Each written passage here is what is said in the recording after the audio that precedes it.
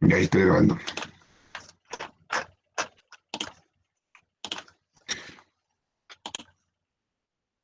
Ya jóvenes, espero que estén muy bien. Hoy día, miércoles, nos volvemos a ver. Ya, ya después de una semana que no tuvimos clases, ya. Espero que estén todos bien. Ya hoy día está lindo el día. Ya no estamos en fase uno, estamos en fase 2. Quizás pueden dar una vuelta por ahí, en el parque, siempre con los cuidados. Hoy día vamos a ver la crisis del conservadurismo. Recapitulando anteriormente, estábamos los gobiernos conservadores que se habían impuesto por la fuerza en la batalla del Ircay, habían ganado y habían creado 30 años, habían estado 30 años en el poder de conservadurismo, de gobiernos bastante autoritarios y que fundamentaban su poder en la Constitución del 33. Dijimos que el ideólogo fue Diego Portales, ya, y que creaba una constitución con un voto censitario, grandes facultades para el presidente de la República, y luego vimos la educación.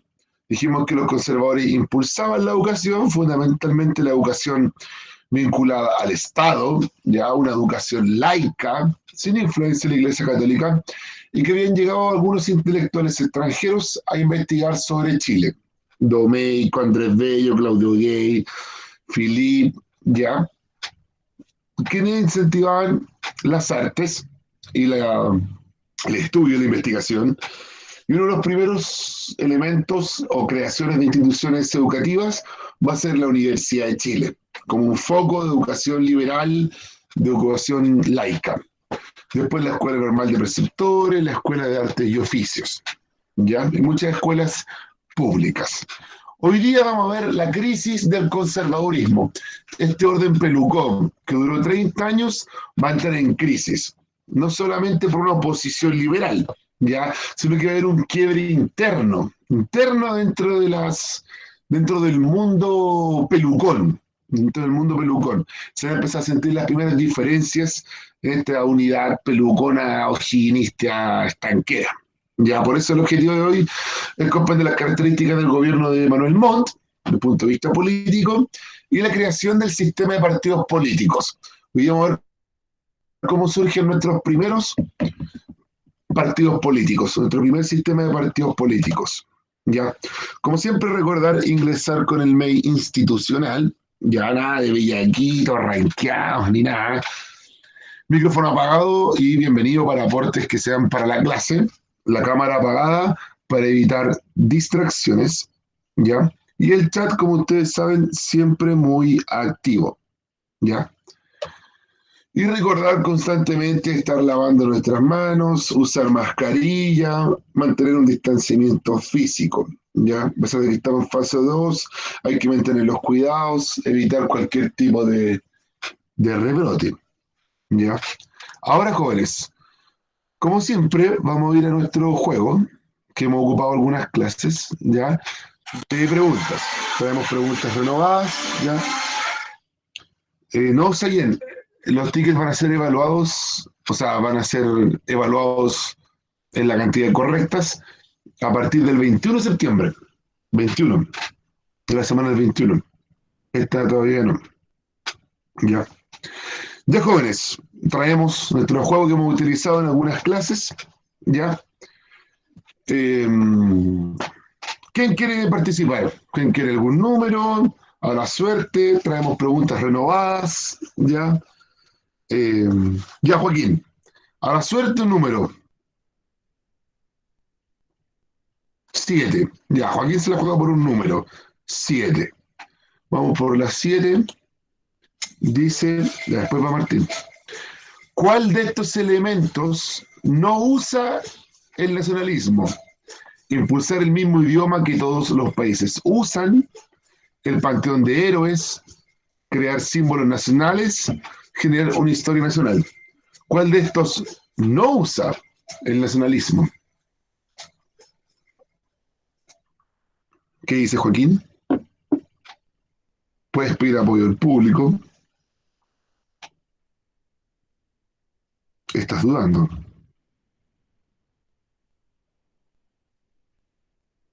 ¿Qué dice Joaquín? Todavía nada, parece Joaquín está pensando.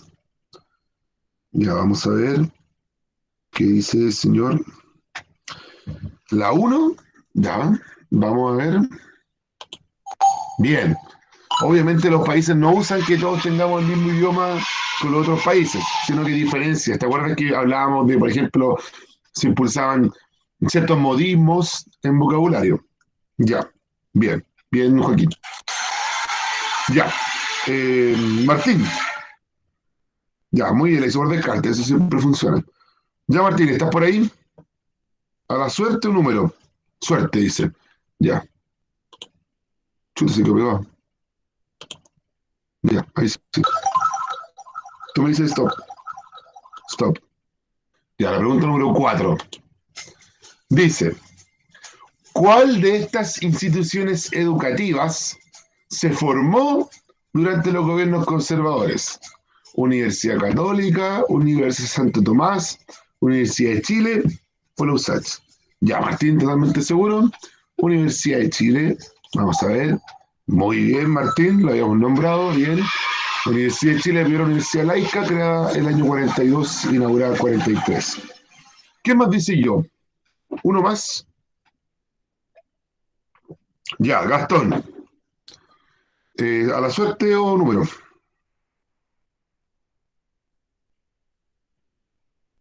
La 11, ya, la del Matador Salas. Vamos. ¿De qué país provenían la mayoría de los colonos que llegaron a Magallanes? Croacia, Alemania, Italia o Francia. ¿Qué dices tú?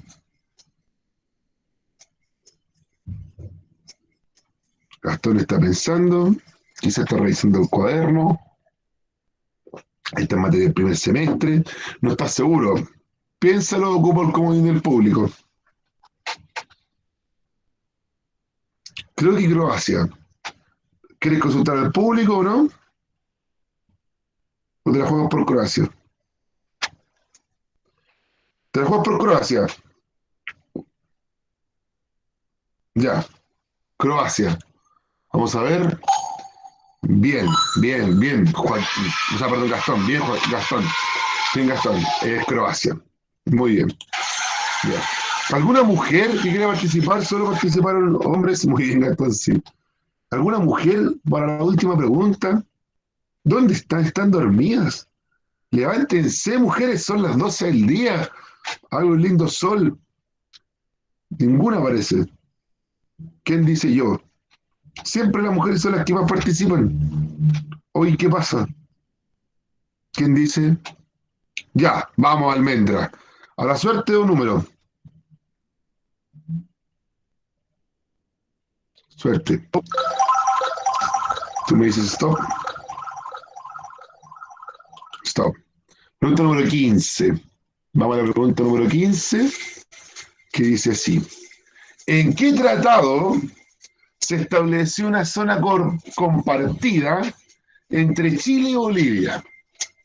1874, 1866, 1904, 1929. Es materia del primer semestre. Te doy una pista. La zona compartida entre el paralelo 23 y el paralelo 25. Si quiere ocupar el comodín del público. Comodín del público, ya. ¿Qué dice el público? ¿Con qué año? ¿Qué año es? Ya, Vale se inclina por 1866. Martín Yaraceli. Fabián igual, 66. ¿Ya? Matías 66. Amanda igual, 66. De la mayoría va por el 66. Ya, el 66 dice la almendra. Vamos a ver. Bien, bien, almendra, bien. Ese 66. Bien, muy bien, muy bien.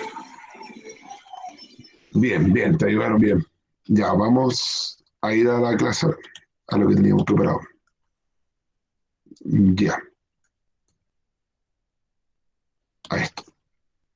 Ya. Jóvenes, señoritas, Principios que defendía el liberalismo chileno. Nosotros, hace ya aproximadamente un mes atrás, cuando iniciamos el semestre, hablamos sobre el liberalismo en Europa. Hoy día vamos a hablar de liberalismo en Chile. Vamos a ver que tienen muchos lazos entre el liberalismo europeo y el liberalismo chileno. Primero, ¿qué defendían los liberales? No olvidemos que los pipiolos aquí hasta el exilio que hemos hablado, pipiolos que fueron reprimidos ya, por los pelucones. Los pipiolos que defendían el liberalismo. ¿Qué liberalismo defendían? Primero, ellos pretenden aumentar las libertades y los derechos de los habitantes de todo el territorio nacional. Por ejemplo, libertad de culto, libertad de opinión, ya, libertad de prensa, acceder a la ciudadanía, a poder votar, ya. Por lo cual los liberales chilenos buscan aumentar las libertades individuales. Elemento en común con los de Europa, ¿ya? Secularizar la sociedad chilena, o sea, disminuir la influencia de la Iglesia Católica, que hemos dicho que era bastante importante. Pregunta, ¿este elemento de secularizar de los liberales chilenos es un elemento en común con los liberales europeos que analizamos en clases anteriores? ¿Sí o no? Respóndame por el chat. ¿Qué dice el público? ¿Es algo en común con los liberales europeos? ¿Secularizar la sociedad? Pregunta de nuevo, Joaquín. Este elemento, secularizar la sociedad, o sea, disminuir la influencia de la Iglesia, que plantean los liberales chilenos, ¿también lo planteaban los liberales en Europa? ¿Sí o no? Ya, la almendra dice que sí. ¿Qué dice el resto? Ya, la Sofía igual, sí. Yes, ya. Ya, sí, almendra sí. Ya. Sí, los liberales europeos también buscan disminuir la influencia de la Iglesia Católica o de la religión en general en la sociedad, ya secularizar. Lo hablamos hace un mes, vamos recordando, jóvenes, vamos recordando. Ya. También busca reducir las atribuciones del presidente de la República. Hemos dicho que en la Constitución del 33 son varias. Puede disolver el Congreso, decretar estado de excepción, ya su cargo dura 5 años, pero puede ser reelecto. Los liberales no, po. Los liberales quieren que tenga menos poder el presidente, que tenga más poder el poder legislativo. Pregunta, ¿qué es el poder legislativo? ¿Quiénes integran el poder legislativo? Poder que existe hasta el día de hoy. ¿Quiénes integran el poder legislativo? Bien, Joaquín, bien. Bien, Josefa. Diputados y senadores. Bien. ¿Ya? El poder legislativo está integrado por diputados y senadores. Nuestros queridos diputados y senadores. Ahora, ¿qué elementos ayudaron a la difusión de las ideas del liberalismo en Chile? Pregunta para ustedes, jóvenes. ¿Qué cosas de las que hablamos en clases anteriores, por ejemplo, en la clase última, qué de esas cosas, de la educación, por ejemplo, habrán ayudado a que estas ideas liberales se difundieran, aumentaran? ¿Qué elementos habrán ayudado a que se difundiera la idea liberal? ¿Qué dicen? Vamos, vamos. Bien, Araceli, bien. La educación laica. Bien, eso ayudó. Bien, Araceli, muy bien. Primero, se incrementaron los colegios e instituciones educativas laicas, las universidades laicas, como la Universidad de Chile, los colegios públicos laicos. Eso va a ayudar a que la gente no tenga la influencia de la Iglesia Católica y aumente el pensamiento liberal. Bien. También la llegada de intelectuales extranjeros, porque estos intelectuales, que en su mayoría provenían de Europa, traen el liberalismo europeo a Chile, ¿ya? Y empiezan a aplicar esas ideas a la realidad nacional, ¿ya? Bien, Araceli, bien, lo que estamos justo hablando ahora, sí. También los que llegaron hoy, muy bien, Araceli, muy bien, Araceli. Los colegios públicos, laicos y universidades laicas, como también la llegada de intelectuales extranjeros. que traen ideas renovadas desde Europa. Y la difusión del liberalismo europeo en Chile, a través de libros, ya, de artículos que empiezan a llegar. El evento fundamental va a ser la Universidad de Chile. ¿Por qué? Porque la mayoría de estos intelectuales extranjeros y de gente que piensa de forma liberal va a ser o profesor o estudiante de la Universidad de Chile.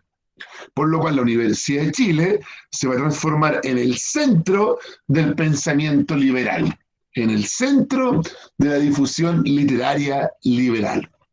¿Ya? Ahora, uno de nuestros personajes emblemáticos del liberalismo en Chile y de los intelectuales que llegaron a Chile con ideas liberales es él.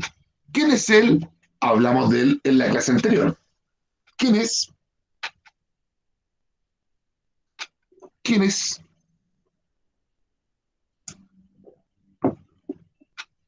Bien, bien Isidora, bien Isidora. Andrés Bello. Y te voy a decir, Carolina, es el de las 20 lucas. Sí, él es el que sale en el billete de 20 lucas, que es Andrés Bello, venezolano, que funda, que es el primer rector de la Universidad de Chile y gran liberal. ¿Ya? Bien, ya. Principales figuras del liberalismo chileno. ¿Quiénes eran nuestros principales liberales? Primero podemos nombrar a don José Victorino Lastarria, estudiante y profesor después de la Universidad de Chile. Hay un colegio muy famoso en Providencia que es el Lastarria, en honor a don José Victorino Lastarria. Benjamín Vicuña Maquena, ya que fue intendente de Santiago, candidato a la presidencia, también estuvo en la Universidad de Chile, ya.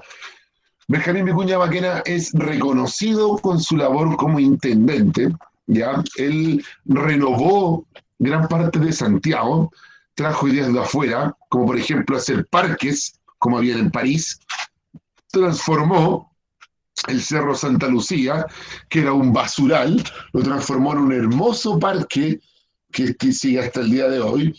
Creó el Parque Forestal, por ejemplo, y varios edificios muy hermosos como la Biblioteca Nacional y el Museo de Bellas Artes. ¿Ya? Francisco Bilbao, que va a ser uno de los intelectuales más radicales, para muchos el primer anarquista de nuestra historia, ¿ya? También liberal. Y Alberto Blesgana. Aquí están los personajes, solo que el efecto del PowerPoint en el internet no los tira. Él es Francisco Bilbao, vaya ese termo, en Lastarria, Vicuña, Bilbao y Blesgana, Alberto Blesgana, que es famoso ya por crear literatura. Para muchos es el primero a hacer literatura nacional, propiamente chilena, y crea este libro bastante famoso, antiguamente se leía en los colegios, que se llama Martín Rivas. Ya Alberto Blesgana es su autor, y Martín Rivas es la historia de un joven provinciano que llega a Santiago y se inmiscuye en toda esta discusión entre liberales y conservadores.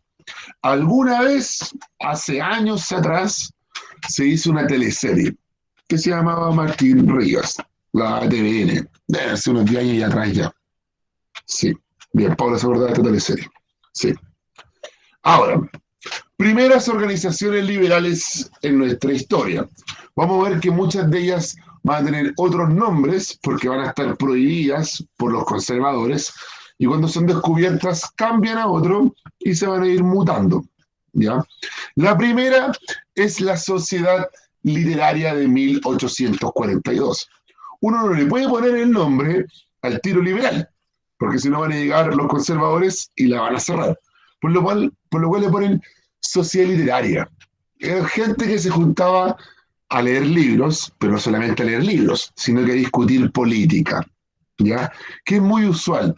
Hay una película en Netflix, si alguno la quiere ver, que se llama, no me acuerdo bien el nombre, se llama como el Club de Literatura de cáscara de papa, de cerdo y cáscara de papa, algo así. Está ambientada en la Segunda Guerra Mundial, en la invasión nazi, ¿ya? Y que las personas disidentes a esta invasión crean una sociedad literaria. Acá pasa lo mismo. Los liberales quieren juntarse y hablar de sus ideas políticas y crear una sociedad literaria, que discutían libros, sí, pero también hablaban de política. Es descubierta, es reprimida, y posteriormente se hace otra, que se llama el Club de la Reforma. Ya el Club de la Reforma, el nombre ya es más radical, lo dice, reformar, cambiar, son gente que se reúne con ideas de cambiar Chile. Luego va a haber una que es la más radical, que es la sociedad de la igualdad. O sea, el nombre ya lo dice, buscamos una sociedad igual, igualitaria, y que es lo más particular de esta sociedad, es que aquí no solamente va a haber gente de la élite intelectual, sino que también van a integrarse muchos artesanos, o sea, gente más del bajo pueblo, ya, y eso es novedoso, se va a descubrir, se va a cerrar, ¿ya? Pero a pesar de que están constantemente abriendo sociedades, grupos que eran cerrados, y los liberales se formaban de nuevo, los cerraban, formaban otra, y así, al final, el presidente Bulnes, el segundo conservador, se aburre y dice, ya saben qué, los voy a autorizar. Y en 1849, con autorización del gobierno de Manuel Bulnes, se crea el Partido Liberal. O sea, Manuel Bulnes, que le tocó enfrentar todo este crecimiento de la actividad intelectual y de los liberales en Chile, cerrando y cerrando constantemente sociedades de los liberales, dice, ya saben qué, sean legales. Y se crea el Partido Liberal. ¿Qué es lo importante, jóvenes? Y es pregunta siempre de prueba. El Partido Liberal es el primer partido político de nuestra historia. ¿Por qué? Porque antes hablábamos de grupos políticos. ¿Se acuerdan cuando hablábamos de pelucones, de pipiolos, de panqueros? Hablábamos de grupos. Ahora no. Ahora hablamos de un partido con directiva, con estructura, con sistemas electorales internos, con un símbolo, ¿ya? Por lo cual hablamos de un partido. Y el primero en nuestra historia es el Partido Liberal. Porque eran como ilegales de ser así. Porque el gobierno, que era conservador, es un gobierno contrario, gran parte del gobierno de Manuel Bulnes es un gobierno contrario a las ideas que discutían los liberales, por lo cual estaban en contra. Ellos pensaban que los liberales estaban discutiendo ideas para derrocarlo, para sacarlo del gobierno, para hacerle una revolución. ¿Ya? Por eso las van reprimiendo. Pero al final acepta que creen un partido, que estén institucionalizados y así tener un mayor control sobre esta organización. ¿Ya? Eso, hasta ahí. ¿Alguna duda, pregunta, consulta? Los escucho, los leo. Si sí o que no. Ya. No, parece que no. Ya, vamos a seguir. Cualquier duda o pregunta, bienvenida. Montt lo autorizó. Ahora vamos a hablar de Montt. Muy bien, Joaquín. Ahora, crisis de unidad conservadora. Montt acepta el Partido Liberal, sigue el Partido Liberal. De partida, el Partido Liberal, Joaquín, existe hasta el día de hoy. Es parte del Frente Amplio, ¿ya? Pero Manuel Montt tiene el Partido Liberal, pero su mayor problema, el mayor problema de Manuel Montt, no va a ser el Partido Liberal, sino que van a ser sectores dentro del propio gobierno, ¿ya? Y se va a provocar una crisis que vamos a entender ahora. ¿Cuáles son las causas de este quiebre? De este quiebre en la unidad conservadora que va a existir. Ya, primero, hay diferencias religiosas dentro del gobierno. No olvidemos que el gobierno está integrado por pelucones, conservadores y o'higginistas. Pero algo que los une, que son autoritarios, pero que los desune es su concepto sobre el Estado y la Iglesia. Primero, hay diferencias religiosas dentro del gobierno, religiosas. Unos dicen la religión católica debe ser la única, la única, la única. No pueden haber más credos. Otros dicen no, pueden existir más. ¿Por qué no puede haber una religión protestante, como los evangélicos, por ejemplo, o luteranas, o musulmanas, por ejemplo? Entonces, la primera diferencia que va a tener dentro del gobierno los mismos conservadores va a ser sobre temas religiosos.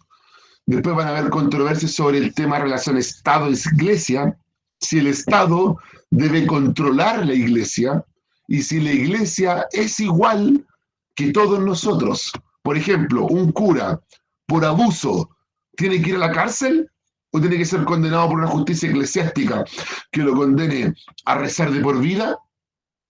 Van a ser temas que van a salir en ese momento.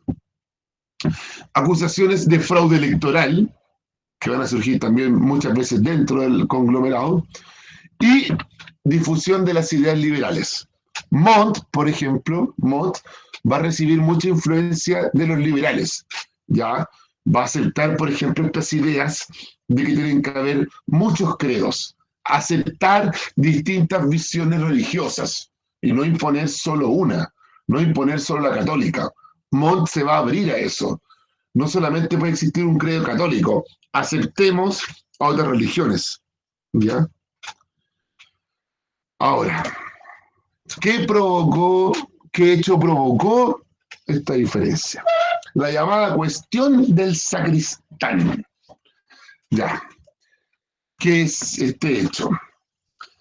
En 1856 existió una denuncia contra el sacristán de la catedral. Ya, ¿quién es un sacristán? Dentro de la iglesia católica, cuando uno entra a una iglesia, hay un rinconcito al lado del altar, por lo general, o atrás del altar, que es como un cajón. Si lo han visto, hay un cajoncito que por lo general tiene una luz o una velita prendida. Y cuando el cura hace la misa, va a ese cajoncito y saca algo. Ahí saca la hostia, el cáliz, y por lo general saca un pañito. ¿Lo han visto? Los que son católicos, los que han ido alguna vez a una misa, que cuando el cura va a hacer la Eucaristía, va a un cajoncito que está atrás o al lado a veces y saca el cáliz y la hostia, ¿ya? Y después hace lo que llamaba con consagración, que es transformar la hostia y el vino en el cuerpo y sangre de Cristo, ¿ya? Sí, es como de oro, sí, Sayed. Entonces, esa cajita se le llama sacristía.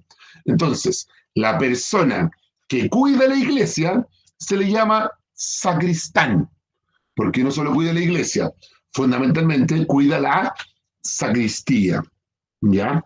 Entonces, hubo una denuncia de que el sacristán cometió un delito. Miren, ahí no hay claridad qué delito, pero fundamentalmente se lo acusa de un robo, que el sacristán, el que cuida la sacristía, el que cuida la iglesia, que es un sacerdote, hizo un robo, hizo un robo. Entonces llega la policía a cargo del gobierno de Manuel Montt, la policía está a cargo del gobierno de Manuel Montt, entonces llega la policía y dice, sacristán, acompáñenos, usted se ha detenido. ¿Ya? Así como dicen los policías, buenos días, buenas tardes, acompáñenos, súbase al carro. Sí, era de la catedral, Joaquín, de la catedral, de la mismísima catedral, la que está en Plaza de Armas, ¿ya? Entonces llegan ahí los policías, buenos días, buenas tardes, acompáñenos, sacristán, usted cometió un delito. Y el sacristán dice, no, yo no voy a ir, primero yo no cometí el delito, y si yo llegara a cometer un delito, dice el sacristán, yo no soy juzgado por la justicia civil que me juzga a mí como profesor o a ustedes como estudiantes o a todos los chilenos, sino que yo por ser cura tengo una justicia especial, tengo la justicia eclesiástica, dependiente del Vaticano. Entonces la policía dice, no, usted aparte de ser cura, usted es chileno y usted debe someterse a la misma justicia que todos los chilenos. Porque no solamente es sacerdote, usted además es chileno, es un ciudadano común y corriente. Y dice que es un forcejeo. El arzobispo de Santiago, la máxima autoridad de la iglesia en Chile en esa época, dice no. Él es un sacerdote. Él debe ser juzgado si cometió un delito por la justicia eclesiástica. Y ahí se crea un problema. Manuel Montt, que era el ministro de la policía, dice, no, los sacerdotes deben ser juzgados por justicia común, por la misma de todos los chilenos, por igualdad ante la ley. Y el arzobispo dice, no, el sacerdote, el sacristán, debe ser juzgado por la justicia eclesiástica. Muy injusto, sí, creemos que injusto, Joaquín. Eso ha pasado hoy. Caradima, que fue acusado de abusos, muchos abusos, fue juzgado por la justicia eclesiástica. La justicia eclesiástica lo condenó a un retiro espiritual hasta su muerte y prohibir hacer misa. En vez que la justicia chilena lo juzgó, lo consideró culpable, pero sus delitos habían sido cometidos hace tantos años atrás que habían prescrito, por lo cual no fue a la cárcel. Hoy solo está como en un recinto de los curas, rezando. ¿Ya? Sí, así es, Julián. Entonces, el sacristán es este hecho. Manuel Montt, un lado por el gobierno, dice, no, el sacerdote tiene que ser juzgado como todos los chilenos. Y Rafael Valentín Valdivieso, que es el arzobispo de Santiago, dice, no, la justicia civil no debe entrometerse en asuntos eclesiásticos. Y Manuel Montt valida el fallo de la justicia. Dice, no, él es un chileno, tiene que ser juzgado igual que todos. ¿Ya? ¿Qué ocurre? Que no olvidemos que Manuel Montt está apoyado por los conservadores. Conservadores.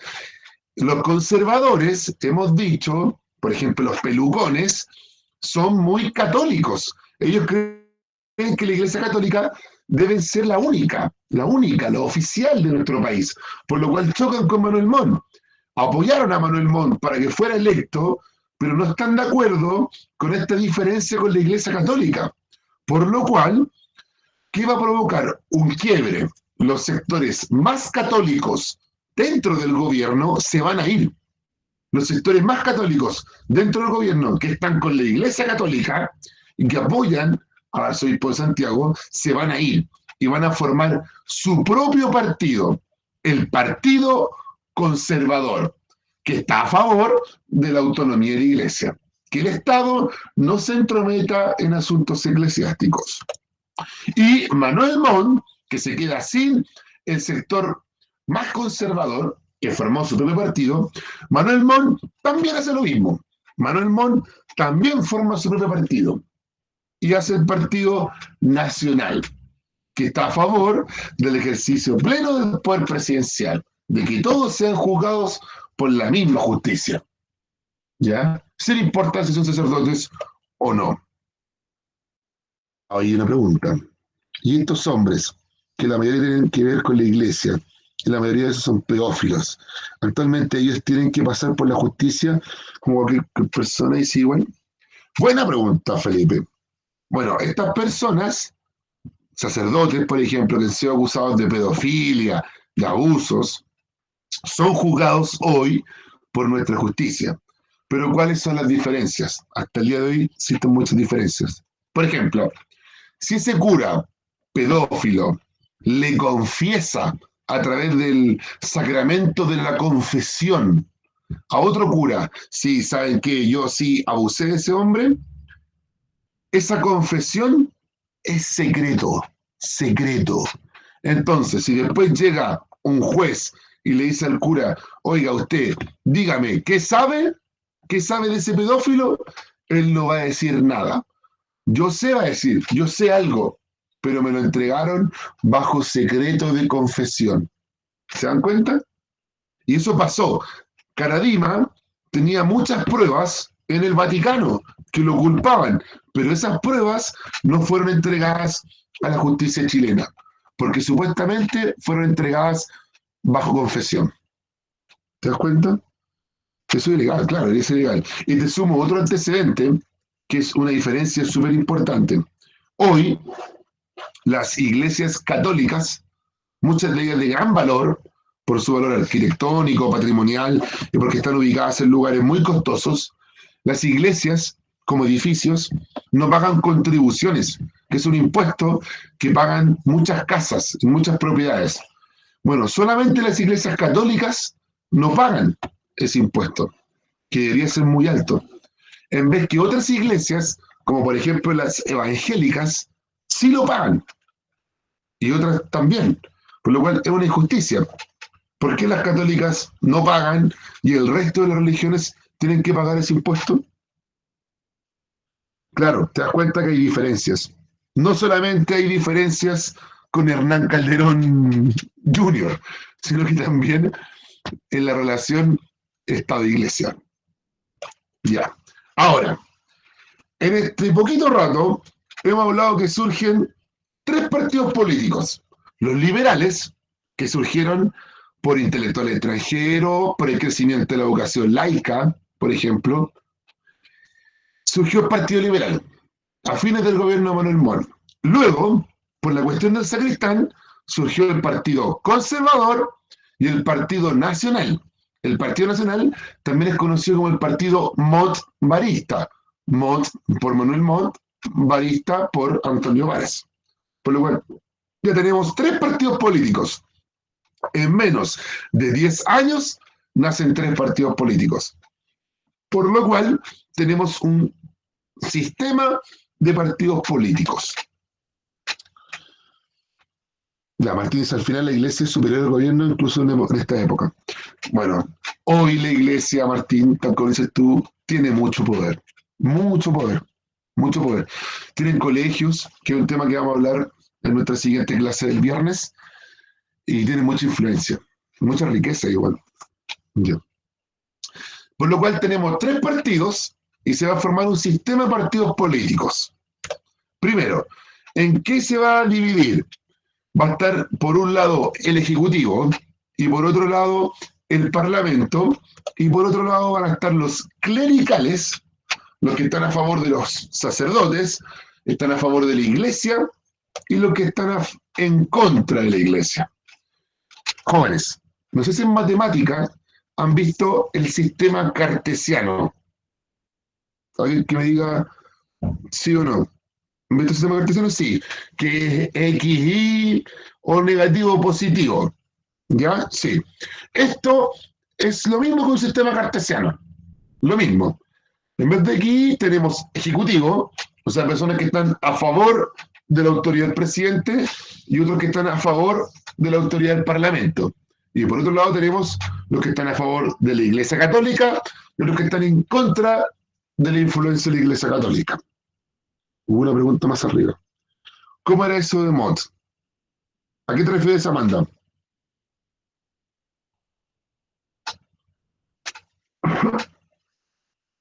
¿Cómo es eso de Montt? Ah, ya, el Partido Nacional, que estaba a favor del presidente, también se le conoce como el Partido Montt-Varista.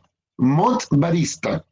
Montt por Manuel Montt y Varista porque su ministro y muy buen amigo se llamaba Antonio Varas. Varista, por eso se llama Montt-Varista. ¿Partido Nacional o Partido Montt-Varista? Ya, tenemos este sistema de cartesiano. Ejecutivo, parlamento, clerical, anticlerical. Entonces, el Partido Liberal lo ubicamos en esta zona. ¿Por qué? Porque está a favor del parlamento, que está aquí, y también está en contra de la iglesia. Por eso lo ponemos en esta zona. ¿Se dan cuenta? Por eso es lo mismo que un sistema de eje cartesiano. Vamos a ver eso, Joaquín, no nos adelantemos. Después, tenemos el Partido Liberal. Después tenemos el Partido Conservador, que está acá, que está a favor de los sacerdotes, pero también quiere un ejecutivo fuerte, un presidente fuerte. Hemos dicho que los conservadores también son muy autoritarios, y lo vemos en la Constitución del 33. Por lo cual ellos están a favor de la iglesia, y también están a favor de un ejecutivo fuerte, ¿ya? Después tenemos el Partido Nacional, que está acá, que está a favor de un ejecutivo fuerte. No olvidemos que el Partido Nacional es el partido de Manuel Montt, pero también está a favor de quitarle poder a la iglesia, por lo cual está aquí. ¿Se dan cuenta? En esta parte del eje. Y tenemos otro partido que se va a fundar después, que es un partido llamado el Partido Radical, que existe hasta el día de hoy, que es anti-iglesia. Ellos creen que no hay influencia de ninguna religión, por eso se llaman radicales. Son más radicales que los liberales. Ellos no quieren la influencia de la religión en ningún aspecto, ¿ya? Y se van a ubicar acá. Van a estar en contra de la iglesia, pero a favor también del ejecutivo. Sí, son más choros. Eso existe hasta el día de hoy, ¿ya? Pero no son tan choros ahora, sí. Ya. Hasta ahí, ¿alguna duda? ¿Queda claro este eje? ¿Hay dudas? No, es que hoy día la discusión entre Estado e Iglesia ya es menor, ya se resolvió, ya hay libertad de culto, ya el Estado es laico, por eso han perdido más influencia. Ya, no hay dudas.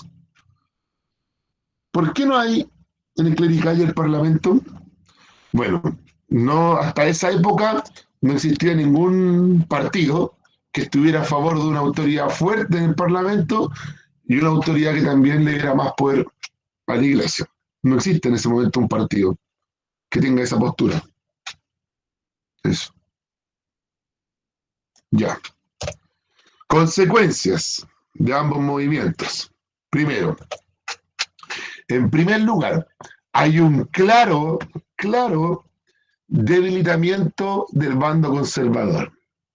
Ya dividido en dos. Tenemos un bando conservador dividido en dos, con un partido conservador y un partido nacional, ya que se dividió. Ese orden pelucón se dividió, ¿ya? Luego, para la siguiente elección, para el 61, cuando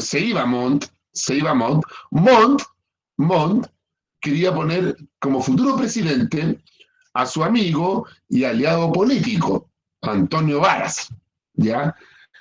Y los liberales se van a unir con los conservadores. Ahí se aplica un viejo dicho: el enemigo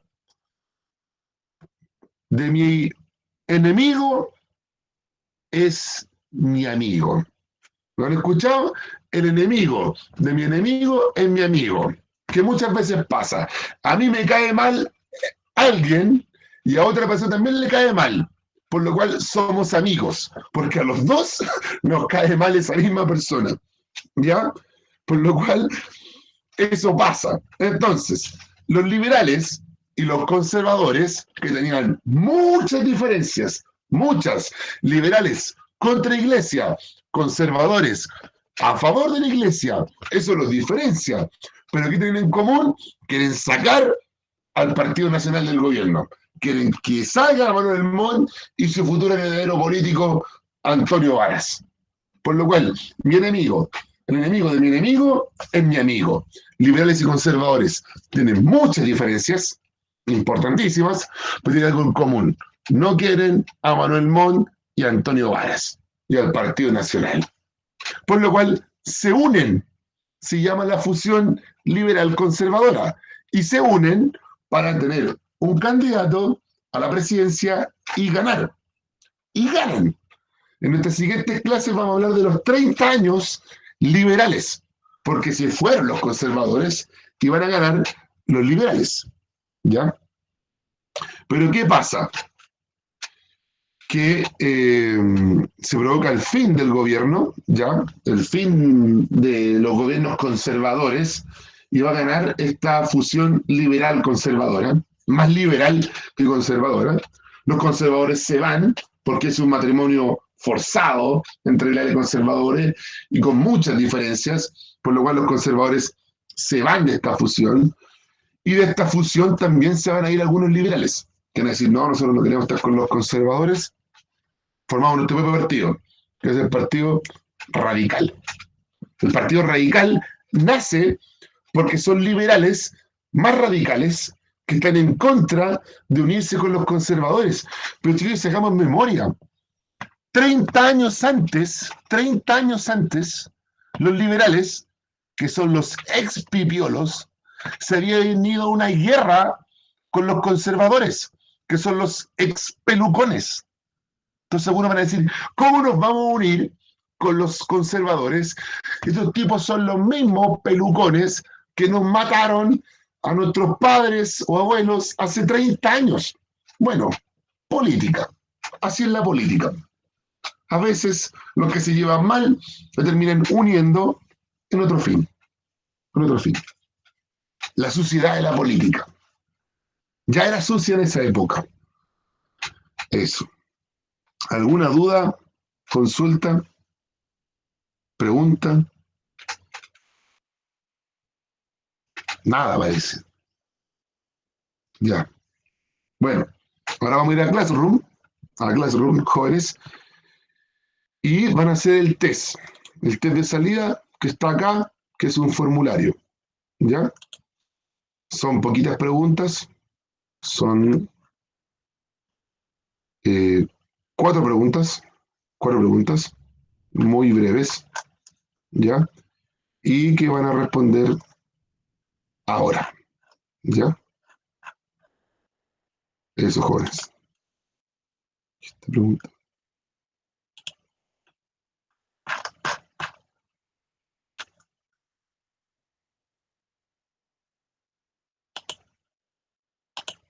Ya. Vamos a dar 5 minutitos. Las preguntas son muy breves. Vamos a dar 7 mejor. 7 minutos para terminar. Ya tengo 3 respuestas. Miren, chuta, pero no con muchas correctas.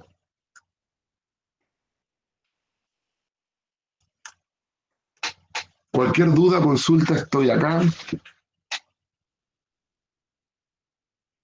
Cuéntame, Victoria.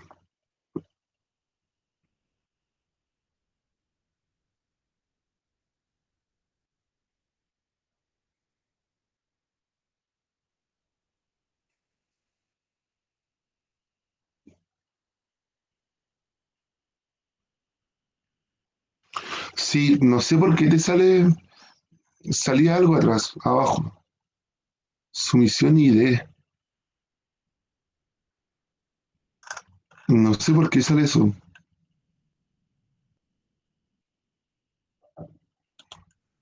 Voy a ver por qué.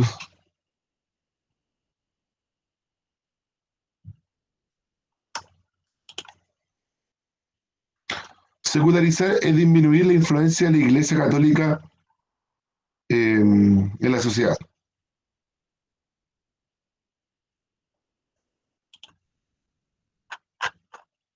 Yo la eliminé y sigue saliendo.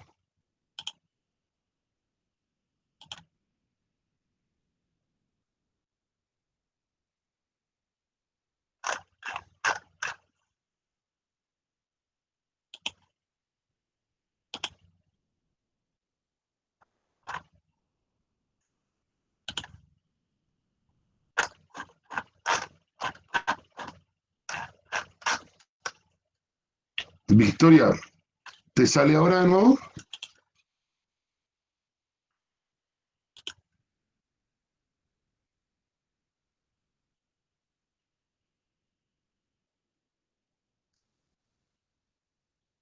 Avísenme si hay algún problema. Sí, aún sí.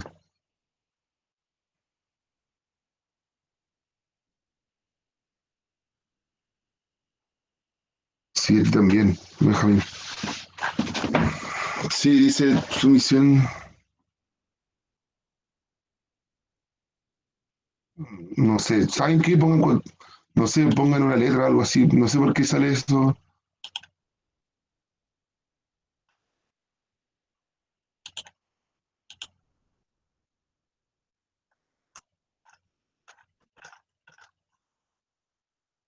Sí, pues, cualquier cosa.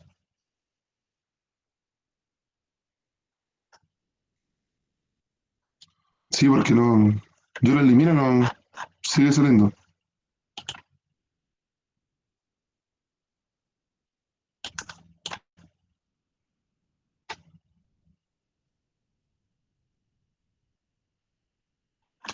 Abajo dice que no debo editarlo. ¿A qué te refieres? Que debe omitir.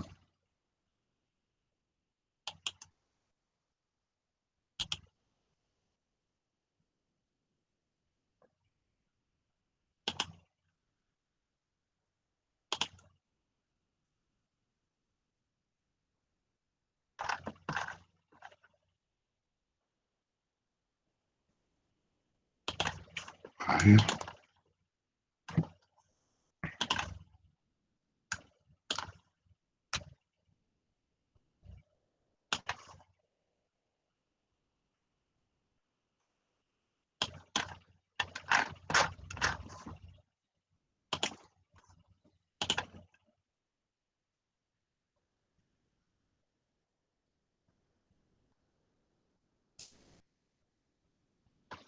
Ya no sé qué será. Ponga cualquier cosa, no anda lo mismo. Ya llevamos varios que han terminado. Llevamos 12.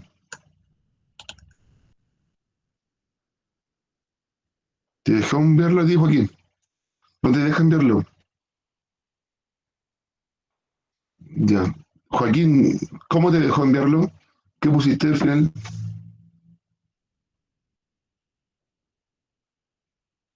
Ya, 1, 2, 3, 4. Llevamos cualquier número nomás.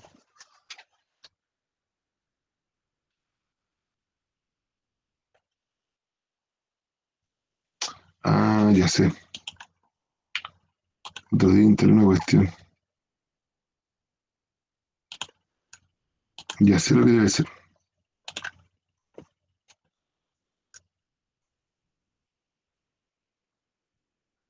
Si es que otro día le instalé un complemento. Ahí está.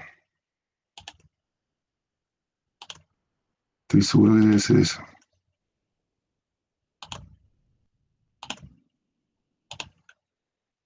Que otro día instalé un complemento para algo del tiempo. Sí.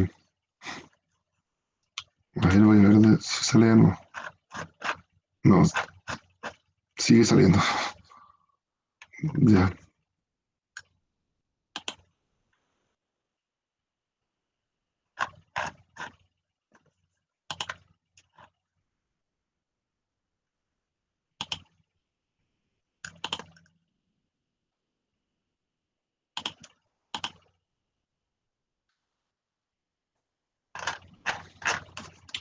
ya, llevamos 20 terminados. 20. Ya vamos jóvenes. Nos queda poquito tiempo. 30 segundos. Pongo cualquier número nomás en la última pregunta. Sí. Voy a ver qué error pasó. Estoy recién aprendiendo de los formularios. Entonces no sé qué será. Sí, un jaque. Yo cargué la página de nuevo y ya no me sale esa última pregunta. Ah, buena. Bacán. Ya, bacán. Ya se eliminó entonces. Ya solo han terminado 23 de 101 que hay conectados. Vamos a dar 2 minutos. 2 minutos. Porque he visto que varios, cuando yo empiezo a revisar, empiezan a responder para así ver las correctas. Eso está pésimamente. Si total ahora hasta esta semana decir nota, la idea es ver cuántos saben en cuánto aprenderán en la clase. Ya no sale perfecto. Buena, hagan. Ya. Chao con esa aplicación entonces.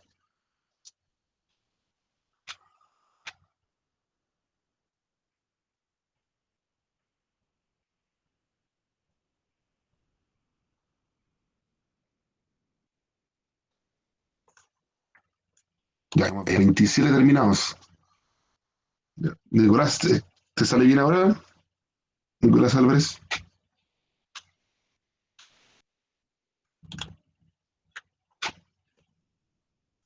Ya queda un minuto más. Vamos, vamos terminando, jóvenes.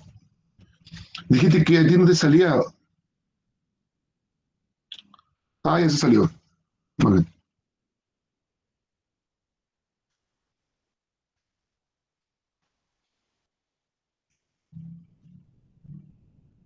Le llevamos 32.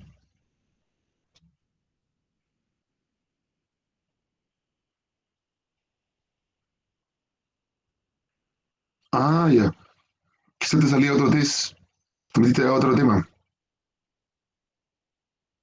Ah, ya, bueno. Bueno, está solucionado. Ya tenemos 34. Ya, pues, jóvenes, vamos, 35. Quedan 22 segundos. 20.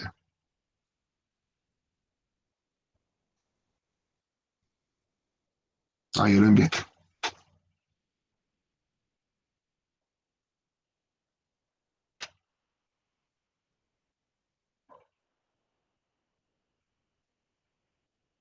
Ya estamos. 38 ya. Bueno, vamos a ver las respuestas. Ya, la mayoría tuvo cuatro buenas. Bien, ya. Ahora, bueno, podemos ver que la mayoría de la gente que hizo el test fue del primero B. Bien, la mitad del primero B. Vamos, ahí se parece el día. Ya dice, la primera pregunta. Entre los antecedentes del desarrollo del liberalismo en Chile, se pone atención en la eclosión cultural de 1842, debido a que en ella se desarrolló un ambiente literario sustentado en el estudio y difusión de los grandes autores europeos en boga en esos años. De los siguientes factores, y entre otros, ¿cuál de ellos permitió esta apertura cultural en Chile durante el régimen autoritario? Ya la mayoría se inclinó por la correcta, que es el fomento a la educación, las letras y las artes, que es el gobierno de Bulnes. No olvidemos que el gobierno de Bulnes se funda la Universidad de Chile, sociedades literarias y más. Algunos pusieron la eliminación de las facultades del presidente. No, eso no va a ser todavía. ¿Ya? La pregunta número dos decía, durante la segunda mitad del siglo XIX, uno de los temas más polémicos en la política chilena fue el proceso de secularización del Estado. En este contexto, el Partido Liberal fue un ferviente defensor del Estado laico, en abierta contradicción a los postulados del partido, bien, conservador. La antítesis, y lo vimos en ese eje cartesiano, los que están al contrario de los liberales son los conservadores, pro Iglesia Católica. Algunos se confundieron con los radicales. No, pues, los radicales también están en contra de los conservadores y muy cercanos a los liberales. Nacen del mundo liberal. Socialistas todavía no hablamos de ellos. Faltan décadas para hablar de ese partido. Hace punto no lo cachaste, pero sí, como la antítesis. ¿Quién está en contra? En contra del Partido Liberal, ¿cuál es la otra cara? El conservador. ¿Ya? Liberal, anti-iglesia, conservador, pro-iglesia. Tres, tras la denominada cuestión del sacristán, el conservadurismo se divide naciendo el Partido Conservador y el Partido, bien, Nacional. El Demócrata Cristiano, que marcaron siete, es un partido de segunda mitad del siglo XX y eso lo van a ver en segundo medio. No hemos hablado de ellos todavía. Y cuatro, la palabra laico, en la Edad Media, designaba a los cristianos que no pertenecían a una orden religiosa. En Chile, durante la segunda mitad del siglo XIX, una de las grandes controversias políticas fueron las llamadas cuestiones teológicas, donde el concepto de laico se aplicó al grupo de políticos y pensadores liberales que propusieron, bien, la B, terminar con la intervención eclesiástica o de los sacerdotes en asuntos civiles.